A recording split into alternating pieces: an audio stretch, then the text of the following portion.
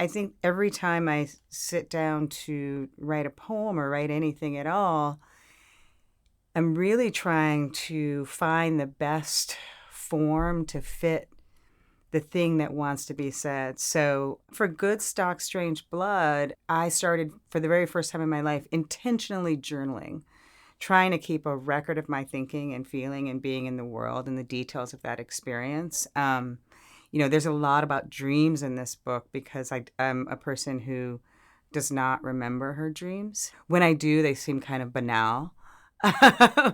But it does seem as though when I write poems that I enter a kind of waking, dreamlike space. That in some ways the poems kind of fulfill the obligation of the dream world. In this book, I was working with ways into the poem, both this kind of, journaling space and also really trying to write poems at times of the day where I was kind of least alert, I suppose, in order to kind of open up that part of my imagination that, I can just feel it kind of happen where I'm not thinking too much, but I'm entering this space of imagery and unfamiliar language.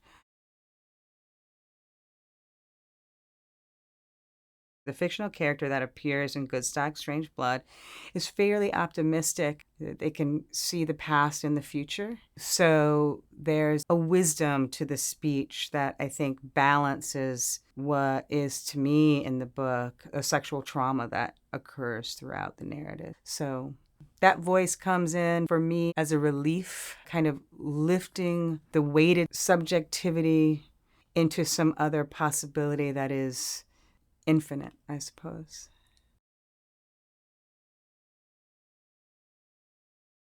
I do think that there's a kind of multiple selfhood happening, kind of speaking to the possibility that one might not be one single self, but might be, multiple selves, I think, throughout the collection as a way to attend to, but not in a pathological way, what happens to a person after they experience trauma.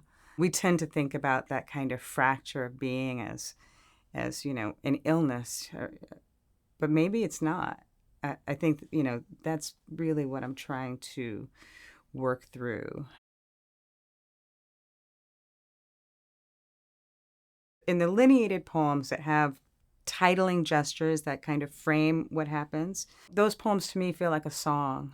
I wanted to create a kind of sculpture of speech and breath, as the lineated poem does sometimes, I guess, so that, because they come from song, I wanted to, in some ways, render that sensibility in those poems. In the other poems where they're, more like prose poems or they're excerpts from journals, I really wanted to render that speech too, so that people got the sense that they were reading something quite different, so that they could say, well, this isn't quite a poem. What is it instead?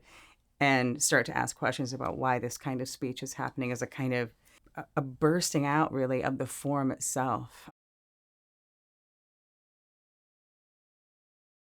This is something I've been grappling with in my work since I started writing poems seriously, which is the way that we usually talk about race and the way that we usually talk about Blackness, and the expectations of the poem or the work of art to present something that's recognizably raced. The difficulty of rendering a Black person or a Black body in a poem without reducing that figure to something that we already believe we know.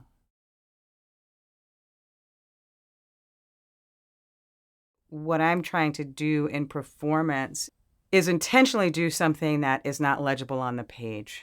I'm trying to create another layer of access to meaning in the performance with my voice. So the performance, I think, is different depending on where I am and who the audience is, and if it's daytime or nighttime. you know,